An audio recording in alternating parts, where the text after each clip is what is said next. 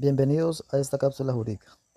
Hoy quiero analizar un caso bastante interesante sobre los límites constitucionales del Poder Ejecutivo en Colombia, específicamente frente a los estados de excepción. El caso plantea que en medio de una pandemia el presidente declaró un estado de emergencia y tomó una medida polémica.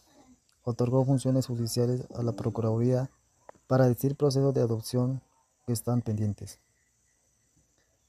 La pregunta central sería: ¿esa decisión era válida constitucionalmente o se excedieron a las facultades presidenciales?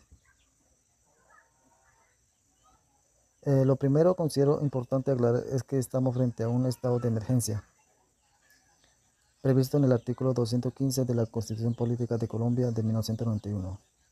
Esta figura permite al presidente expedir decreto legislativo cuando exista una crisis económica, social, ecológica o sanitaria. Hasta ahí, la declaración tendría sentido por el contexto de pandemia. Sin embargo, el verdadero debate no está en el declaratorio, sino en las medidas adoptadas.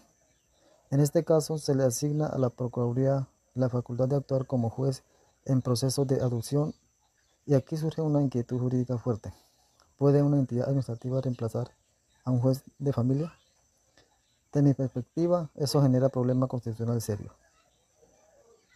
El primer problema es la afectación al juez natural, es decir, el derecho que tienen las personas a que sus asuntos sean decididos por la autoridad judicial previamente competente. Los procesos de adopción no son simples trámites administrativos, son decisiones sensibles que involucran derechos de niños, niñas y adolescentes, quienes tienen especial protección constitucional. Entonces, cambiar al juez natural por una entidad administrativa altera garantías básicas del debido proceso. El segundo problema tiene que ver con la separación de poderes.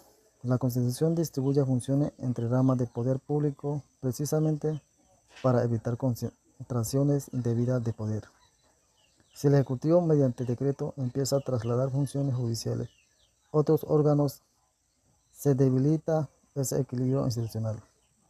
Y tercero, surge la pregunta de si realmente era una medida necesaria, porque una pandemia se exigía respuestas rápidas, pero también podían existir otras alternativas menos lesivas, como audiencias virtuales, decisiones remotas o priorización de casos urgentes. En este punto entra el papel de Corte Constitucional de Colombia. Cuando se expiden decretos durante estados de excepción, la Corte realiza un control automático para revisar si cumplen criterios como finalidad, necesidad, proporcionalidad, conexidad con las crisis.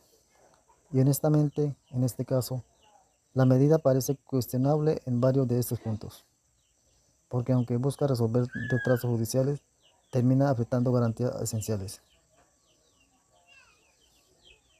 En este caso, deja una enseñanza importante.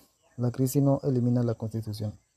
Los estados de excepción existen para responder a circunstancias extraordinarias, pero no convierten al presidente en una autoridad sin límite.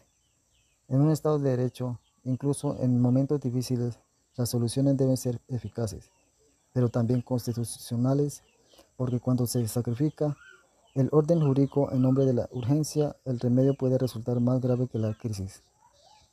En conclusión, considero que la medida analizada presenta serias dudas de constitucionalidad, especialmente por afectar el juez natural, el debido proceso y la separación de poderes. Gracias por escuchar esta cápsula jurídica.